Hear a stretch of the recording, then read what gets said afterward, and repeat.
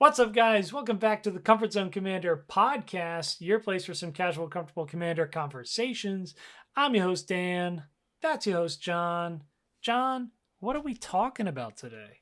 Today, we want to talk about kind of Rule Zero conversations, our Rule Zero conversations, some of the things that we do in prepping for playing with other people new or people we've already played with at an LGS, at a con, and just kind of what things impact our deck building, impact what decks we might bring, impact the things we want to let people know about our decks and what decks we end up shuffling up and bringing to the table. And don't forget... We are still running our giveaway for the sealed set booster box of Wilds of Eldraine. So if you happen to be one of the brave few audio-only listeners, FYI, this giveaway is only for our YouTube subscribers. So head on over to our YouTube and subscribe over there. Same kind of content. We release a podcast over there as well. All you got to do to enter is be one of our first 100 subscribers to the YouTube channel and leave a comment on any of the videos during the duration of the contest, and you are immediately entered to win. One entry per subscriber, so you can't multi-comment to get multiple entries this time around. But it's not too bad. Either way, the reason we're running this bad boy is to say thank you. Thank you to all of our early supporters. We really appreciate it. This is a huge project for us. It's a passion project. It's something we absolutely love. We can't wait to bring more people into the community and, just keep bringing joy and a little bit of comfortability into your lives.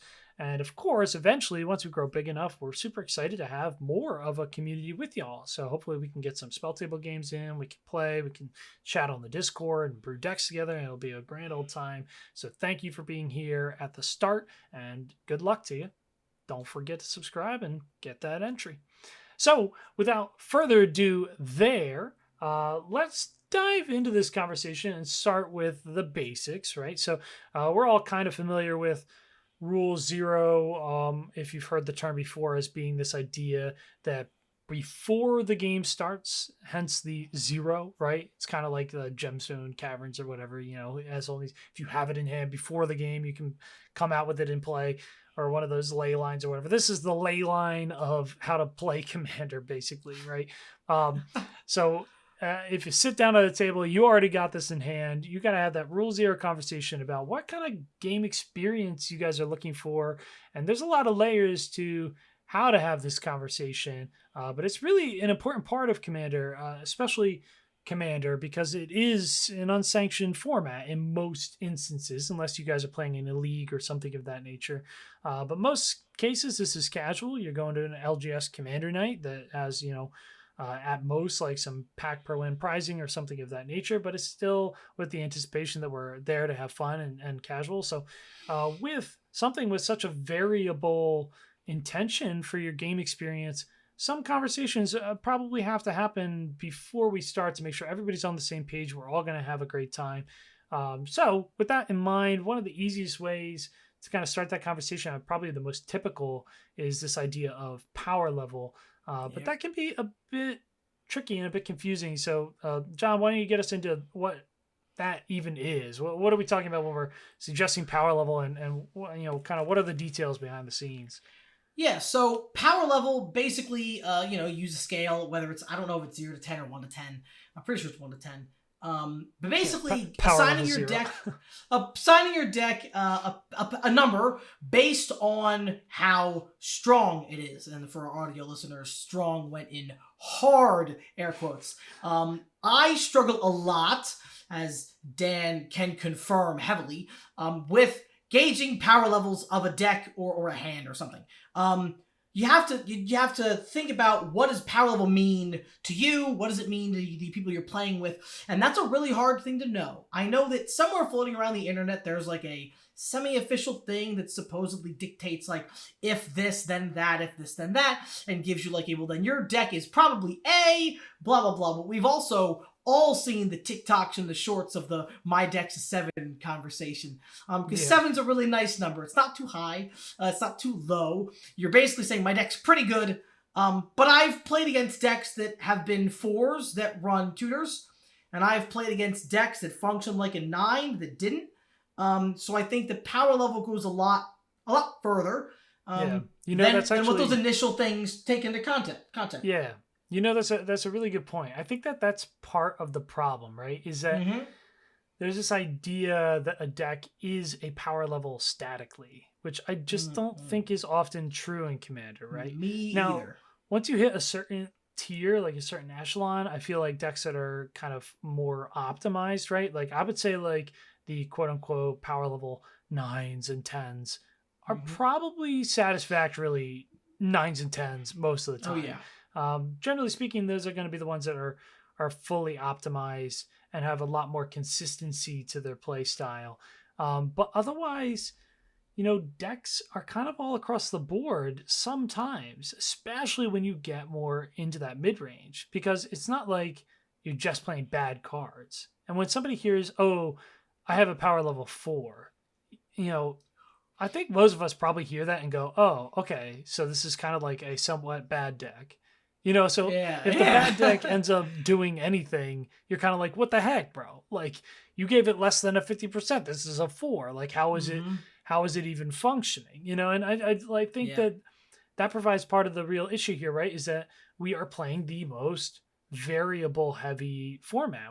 This is a format really that was like it made for versatility, variability of Yep. play, and kind of to be like a puzzle box for players looking for something a little bit more complicated.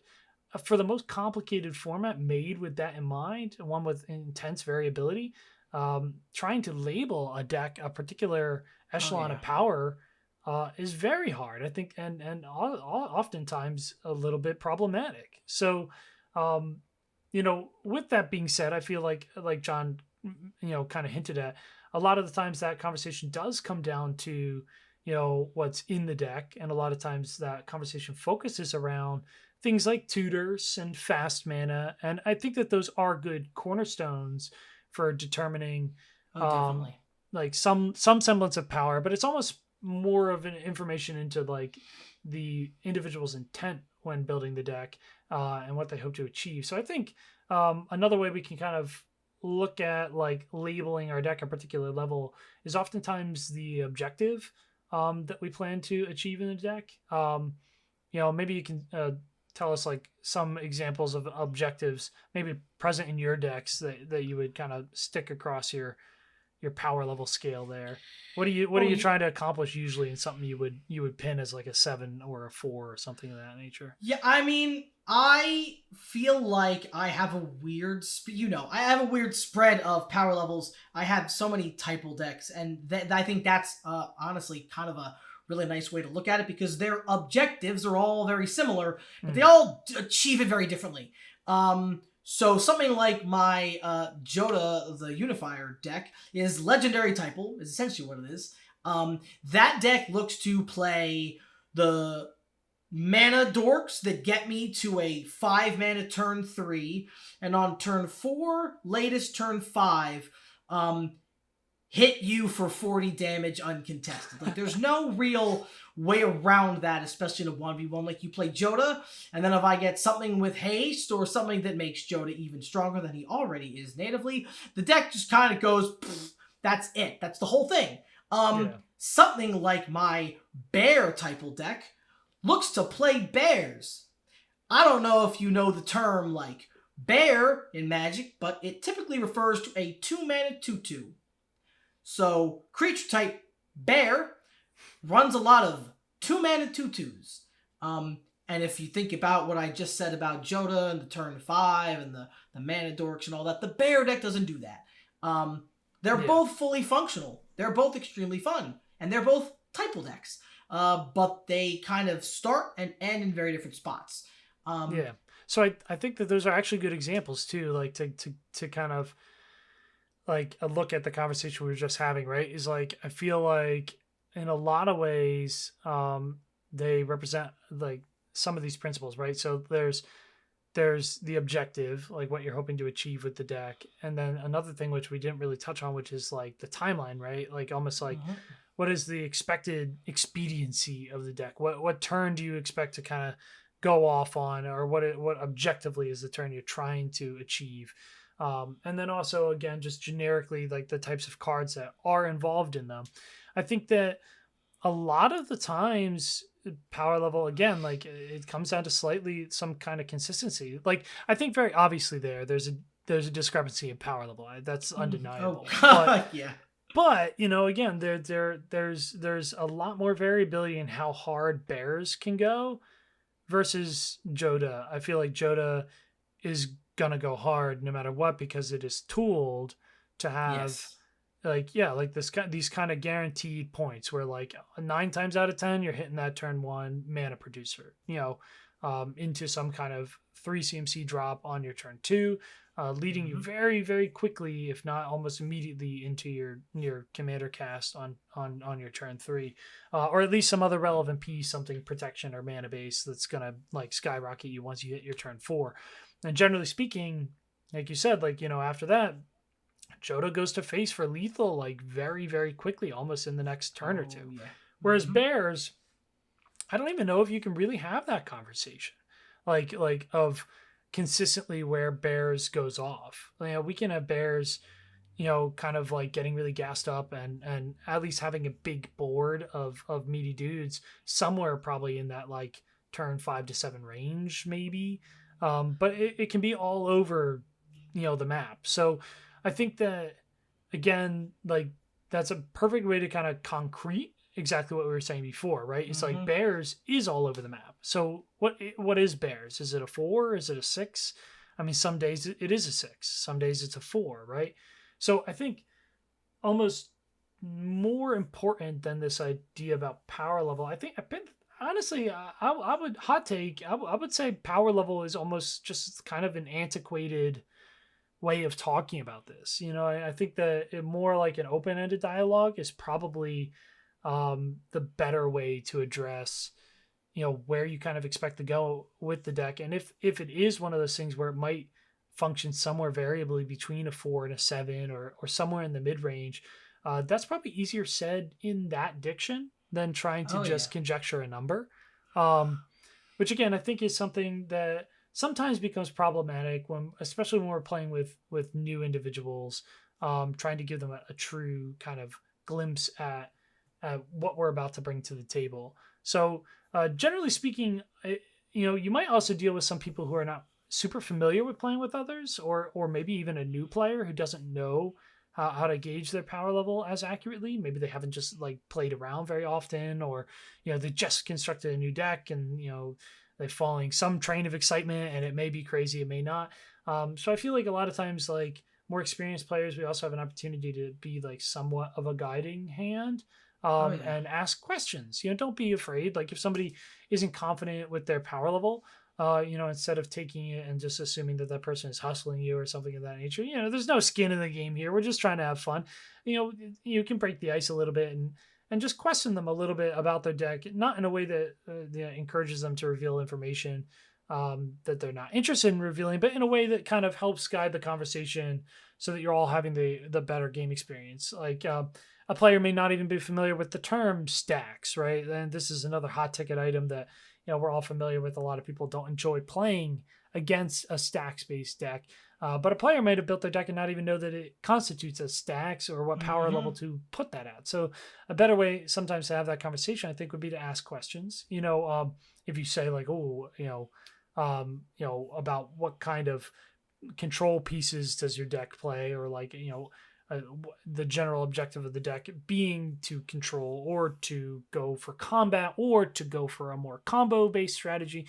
These are all informative questions that I think can help you kind of build a picture of what the objective power level is of the deck. But I think at the end of the day, the most important thing is to try to surmise, have a friendly conversation about why are they playing Commander? What kind of game experience are they interested in? And maybe even, what is their experience in the past with Magic the Gathering that kind of led them here? Is this the first format they're playing? Or if they're coming from something like Legacy, another Eternal format, like it might also give you a little bit of information into what style of gameplay that they're used to. Yeah. I think that pretty much is more or less nowadays the better way to approach Rule Zero. What kind of questions might you ask somebody? Yeah, I mean, I definitely go. I like the what kind of control pieces do you run, because that's something that I think gives you a really nice array of things, because there is such, especially now, a wide array of styled control. Yeah. I've a very important thing that I don't know if I've ever asked this outright, but it's something that I always would like to know is, do you run Wrath of God and Damnation and Supreme Verdict, or do you run one-sided board wipes, the Urza's Ruinous Blast, the Ultimatum, the Mardu Ultimatum, the one that hits all non-artifacts, all non-tokens? That to Ironically, me, Ruinous Ultimatum. Ruinous Ultimatum. Easy. So I think that is like a huge, as far as like board wipes and removal, like that is a really big thing for me, because that tells me, like, am I looking at board wipes that are going to reset the game, or board wipes that are going to end games? Which is like a really big piece. Or like Cyclonic Rift. Like, yes, exactly. I was yeah. going to like Cyclonic Rift, and then, it used to just be Force of Will, but are you running Force of Will and Pact of Negation and the 3 blue mana pip one that I always forget? They printed one of them Modern Horizon sets, and Fierce Guardianship. Are you running the free counters, or are you running Arcane Denials? Because again, that's another really big difference between what to me feels like huge spots in that deck. Now again, not to judge somebody, you might be running Fierce Guardianship literally for the moment somebody tries to Doomblade your commander, and that's the only reason it's in the deck. I have no idea, but those are really good guiding factors. What are some of the other things you like to ask, like, that aren't those questions, I guess? Yeah, so it's complicated, right? I think that we hit, like, again, this is another like thing that makes the conversation a little bit problematic. Honestly, this episode, I mean, we'll tie it up at the end with kind of the real important takeaway, at least in terms of like us here at the comfort zone. But I think that, again, all these conversations do end up producing some form of problematic walls, if you will. Like, for instance, another like kind of cornerstone like cards you could ask about, of course, right, are like win cons, because not all win cons are created in equal. Obviously, if somebody tells you Expropriate is a big bomb in their deck, that's a pretty telling card with respect to where they plan to go. Omniscience or something of that nature. But like, obviously there's problems there, right? Because you can't necessarily go, hey, okay, tell me all the counter spells you run, and also don't forget to tell me your win con, and then go into the game with all of that like outside of game information that you already have, and get to enter the game with that preparation in mind. Almost, if a player is playing some form of control, and then you're able to elicit out of them that they have a mana drain and a Force of Will and so on and so forth. Playing around a Force of Will is a very different experience than playing around an Arcane Denial. Literally having that information right off the bat kind of gives you an advantage. So it becomes slightly problematic to really get these big pictures, right? Like, even just generically them making the statement like, oh yes, there is free counters in here or whatever, like, already kind of sets you on a mindset that you may not have had going into it. Which I think, again, this highlights one of the most difficult parts of this conversation, because there's an element of surprise to Magic that gets lost if we force the issue too deeply, and often having that element of surprise is an important part of Magic. There is withheld information. There is cards that you can't see in an opponent's hand. Interactivity and responsiveness are held possibilities that only really retain their power if that remains unknown information. So how to really reconcile with this, I feel like, is one of the biggest I don't even really necessarily want to say problems, although I know I've already labeled it problematic, but challenges for the Commander community. So I think that at the end of the day, one of the bigger takeaways here is really remembering that, like, this is a problematic conversation, and that it probably isn't going to be handled in just one way all the time. I don't really think personally that there is much of a rubric for how to accurately have your rule zero conversation. I think that'd be a little bit audacious or auspicious maybe to claim that that can be done. Now, obviously, in this episode, we're trying to give our kind of view, take, and breakdown on the rules of our conversation, the problems that exist, and directions we can take with it. So I know it all often feels like it's one of those situations where like, hey, watch this to get the answer, and then we're like, nope, there is no answer. Good luck, But it's not so much like to be a sad thing. I think that it's a positive thing, because it's a humanizing thing if we all can appreciate that, right? I feel like a lot of times the thing that creates this tension at the table is the idea that this is something that's more prescriptive, that you can say, yes, mine's a 7, and or a 6 or an 8 or whatever, and that's firm up, and then the whole game you're playing and you're hawkeyeing their deck, and you're just like, if they play one mother flipping card that's just pushing the envelope, man. If I see a power level 8 come out of that power level 6.5, that's it. Table is flipped. I shouldn't have lost this game. I was bamboozled. I just think that, trying to generalize in that nature often creates more issues than it does benefits. And when we're definitely. Yeah, when we're playing in a community, the humanizing element, right? Like the conversation is probably more informative. So I think that like having the conversation, acknowledging the difficulty, and going more into detail to which end that you're comfortable, asking questions but not pushing for information people aren't necessarily willing to give, while still trying to be honest about like, well, this is the gameplay experience I'm looking for. If you ask somebody like, oh, what kind of control pieces do you play, and they're not really wanting to divulge that information, you can even then take that question back and explain why you asked it. You know what I mean? There are ways that we can just communicate better with each other. Like, oh, well, I'm asking it because the game experience I'm looking for in the deck that I'm bringing to the table is probably going to get stomped on by something that's just too latent with like free counter magic or something like that. So I would prefer to know, at least if I'm, if we're talking something like that level of play, so that I can maybe switch my deck and whatever, or maybe just find another play group. That's one thing as well, I think is a challenge, right? Is like, that feeling of awkwardness of like, once we sit down at a table, oh, we can't leave. Like we've committed to the game, but that's also not true. I mean, everybody's time is valuable. And just like the person across the table from you doesn't really want to play with a salty person who feels like they've been just, dragged through the mud during a game. You also don't want to sit for that experience. So it's really in everybody's best interest to politely say, like, I respect that, yada, yada, but that's actually like, my deck isn't at that level, or it's not kind of the game I'm looking for at this moment. So I'm probably going to go check out another group and see if I can't find something that's a little bit more my speed.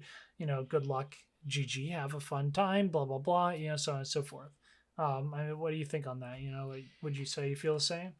Yeah. Oh, no, definitely. I think it's a big thing being able to say that I appreciate your input, or that, I appreciate that you appreciated my input, whatever end you're on, and being okay with maybe not playing a game with that person.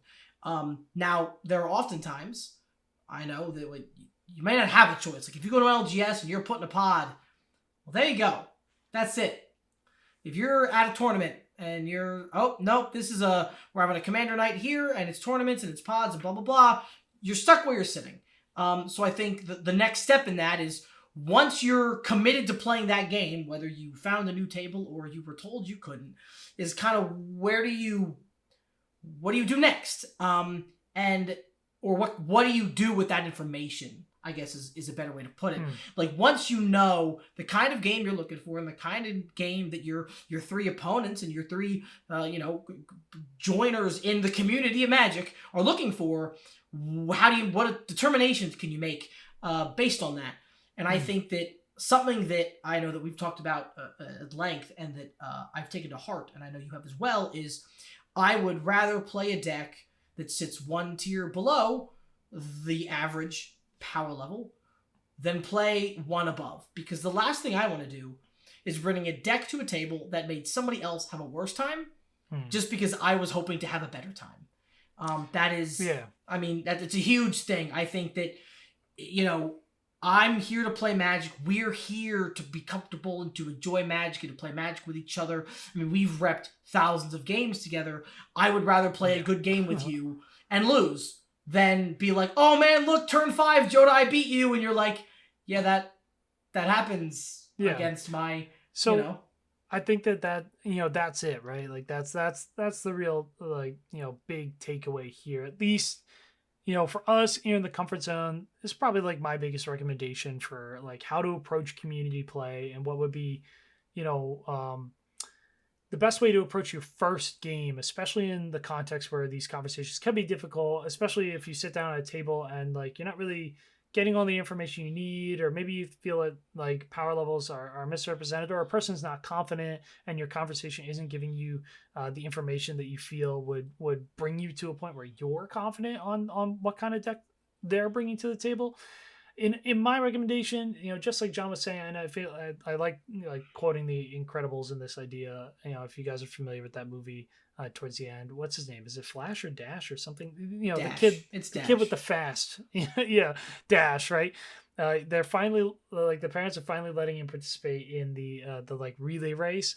But you see them in the stands and they're cheering for him and they're saying, like, go for second, like, as if that's like a badge of honor for him because he's withholding like a little bit of his ability to be more participatory in the race with his community. So I feel like it's not to say don't try to win, right? We're talking about no, like, of course not. yeah, like obviously we all want to win. And, we're talking about like your game one with a new group of people, and your Rule Zero conversation didn't give you like all the spice that you need to really make like this poignant, perfect decision for your deck. It's just like John said, shoot one tier down. You know what I mean? Go for second. Like imagine that first guy, and then imagine his deck is stronger than he maybe made it out to be. That's okay. Like don't feel like you need to pull out your 10 and just run train with these guys so that at the end of, like John said, turn 5 you can be like, yeah, victory, done, and just like light all their decks on fire and walk out in this blazing Yeah. explosion like a cool guy, with your collection out slung over your back, like, you know what I mean? Like it is a game, it is competitive, we are trying to win, but when you're sitting down with a new group of people and things aren't confident or firmed up, just put the training wheels on a little bit, you know what I mean, so that you can actually have the gameplay experience that will give you the information you might have been looking for. Odds are, if you're in a pod with people, you might be playing more than one game, or at least if it's at an LGS or something of that nature. More than often, I feel like people aren't just going to sit down for one quick and dirty game with these people for the first time ever, and then you're done. The best way to make sure that you do get to that second game, or you do start to establish a relationship and an understanding of these people, is to get to see their decks too.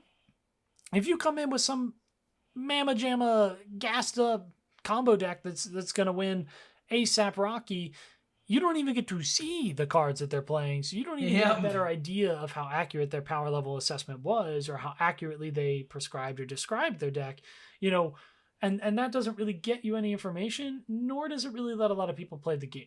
So I err on the side of, I would say, caution, in the sense of, I would rather, like John said, I would rather lose, and enjoy the gameplay experience, get more information, learn these people, have more time in the game, more skin in the game, and walk away with the L, than just be completely dominating the board state for the whole game duration, make sure nobody else gets to play, and walk out with that big W, just like big ego boost. So, not that winning is bad, and that's not even what we're saying. Power your deck down ever so slightly so that you can feel confident that you're not about to just run train on these guys. But at the same time, you're going to shoot for victory. So shoot for second. You know what I mean? Don't think about it as like, oh, you want to make that guaranteed win, and don't shoot for last. Like, don't bring your power 2 deck out when they've obviously, made the self predication that their deck is maybe a 7 or something of that nature. Go mid-range, go a little bit toned down, and try to focus on the gameplay experience and learning these other players as humans, so you can make a better informed decision for game 2. Exactly. And of course, if you feel like, you get the idea that maybe people represented their deck is a little weaker than it was, now that you have that game experience, I feel like you can feel a little bit more, take the cuffs off, What do you...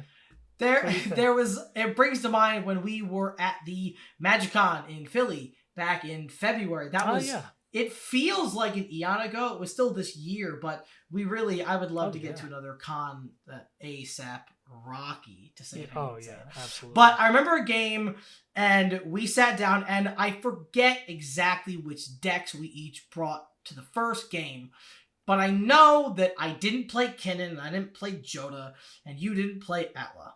And one of the other guys at the table, I brought I think, forget if it was Yarok and Joda were the other two guys, but I'm pretty sure one was Yarok. And he may have made me feel like his deck was not what it was. No fault to him. I actually really liked seeing his deck kind of go off because I also have a Yarok deck, and I was like, wow, that's cool. But it was a little different. But we still had a good game. Yeah. The game after that, we were both then more confident and able to bring stuff with a little more weight to the table. And that was just it felt so much better to do that than to have pulled out the overpowered decks right out the bat, because he was grinning ear to ear. He was like, my deck never does this. This is super cool. Like, and his interactions were flowing really nicely, and all the stuff. It was a well-oiled machine. It was disgusting, and it was beautiful all at the same time. Kind of like a Phyrexian, or something. I don't know. And that was a way better experience for everybody involved. And walking away from that, I forget if it was 2 or 3 games total we played with those 2 other guys. That was a great session of playing, and that's the goal. Like, I'm playing a game because games are fun, and this game I find very fun. The game I like having the most fun playing the most. You guys, very simple. You heard it first here. Game equals fun. Fun equals fun. Exactly. Do it. No, that's the thing, right? So I think that's really, really important as a whole. Yeah. No, actually, I think it's great that you brought that up. Like, because again, way to go, Doug. You hit these examples on the head. No, it's a perfect example because it's true. In that first game, we both picked out something that was like a little bit more toned down because it was hard to assess, like, that original Rule Zero conversation. Especially at the Magic Con, you're playing with all different people, and these people are used to tons of different LGSs and variable gameplay experience. So, we made that decision in the first round to kind of be like, okay, let's go for something that like we know is gonna have a game. You know what I mean? We might get stomped, but like we'll play some interaction pieces, we'll play some cards out. It is what it is. So we'll play that lower power level. We'll get a gauge. Because it was we're looking at Yarok, and we're hearing the description of the deck. It's like being like this value engine that doesn't really go much anywhere. Yarok, value engine, we're like, okay, this thing might be cracked, but let's take it one step down and then, kind of move on from there. And like John said, in that second game, it was really nice. Once we were able to power up a little bit more confidently, it all leveled out. It was really great. We had another play experience there too that was kind of like more like hit the nail on the head kind of thing. Like we were against this like father-son duo. They were really awesome people. Shout out to they were great. They were great. Wish I remembered your names. And it was the first. I think it was the first games we played in the zone that con weekend. So it was like our first time playing at a con in general, like in that capacity. Yeah, at that level. Yeah. Cool. Yeah, no, and the games with them were really cool. We were all able to be like, our decks are more mid-rangey, blah, blah, blah, blah, blah. And, it ended up being the case. And sometimes your conversations can go that easy. So, don't go into this, like, with nerves. You know what I mean? Like, or at least try to approach it with the understanding that, like, again, we're all here to have fun. And the other person at the other side of the table, that's a human being. You know what I mean? They have feelings. They're here to have fun too. They have their own valid idea of how having fun is done through the guise of this game. If it doesn't match yours, neither of them are less valid. But the idea is to have the conversation to understand what perspective you guys are coming with, and honestly, in life, right? Like having those conversations can just help us understand each other more in general. And that's something really cool about Commander, that it is community driven. It does necessitate a little bit more, learning people, and it's something really cool about the ability to play a card game that enables these really interesting interactive community experiences, and honestly just learning more about people and respecting boundaries and so on and so forth.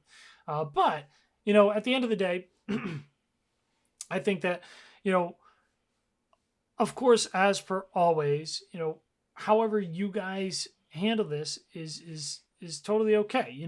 There is no one right or wrong answer. And the idea of us having this conversation is more to just open the door to those ideas, of being okay with the no right answer. Now that being said, I'll leave you with one more idea or one more tip. A lot of times I feel like too, sometimes it's worth it to diversify your collection a bit. Now, please, I don't want to. I got a problem, okay? So don't be like Big Papa Dan. Okay, do not idolize my massive collection of decks. It is wrong. It's not healthy. It's a whole lot of fun, so actually go ahead and do it if you want to. But me and John, okay, I don't know the official number anymore. We're in like a heavy brewing phase right now, so last time we calculated it was like 70 or something, but I'm sure like once we're done everything we have right now, we're probably up at like almost 90 decks collectively. So yeah, that's crazy. But okay, take a small page out of Daddy Dan's playbook, and if you don't have a couple decks that span the power scale, if you will, at least to the way that you can think about it, consider making one that is a little bit more mid-range, something you feel good and confident that is not going to run off with the game. All right, something that the best it can do is a little bit of interactive combat pieces, right? Like that's what I do when I want to make sure I have a mid-range deck that's going to be playable at any table.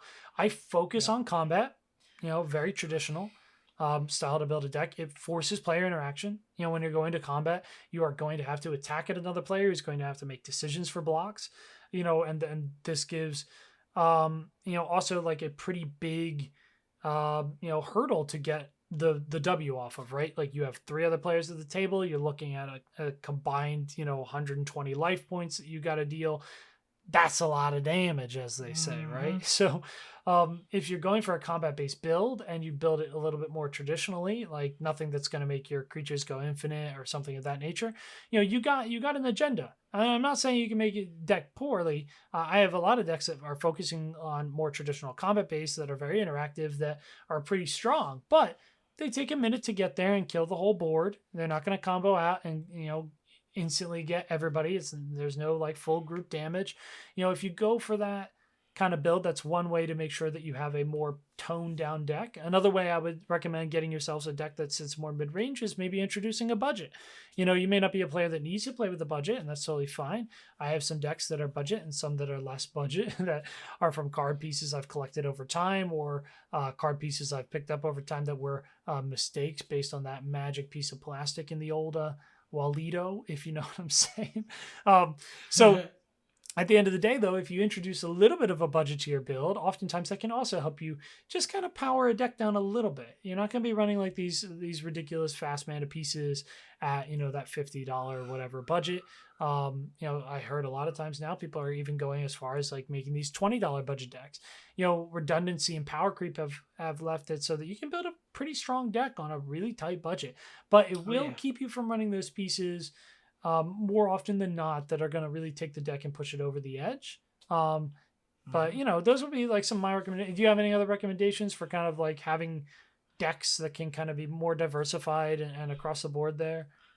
I really like moderately upgraded precons, actually. I don't know what the total number is, but I mean like Perry, the Pulverizer somewhere. I just in general, I've as we buy the precons and we use them, and sometimes we just strip for parts. But I've really enjoyed a lot of my mid-range decks kind of birthing from precons. Yeah. The precons are kind of in a nice spot for new players. I think a big part of that is understandability. A lot of the precons are easy to read if you're a new player staring at one of them. So between that aspect and the aspect of this deck did not cost $3 bazillion because I bought it on the shelf at a Target on sale. You kind of know what to expect about how explosive they're going to get. I think it puts a nice ceiling on the decks. And with a couple moderate upgrades, a lot of the decks don't even really need like upgrades in terms of like souping up their power, just like swapping out a couple cards that you already owned that you would run in a deck like that. Something that more fits your style, your flavor, or even just, oh, that deck runs like 10 cards that I have foils for, and I'd rather swap those in because shiny cards are pretty.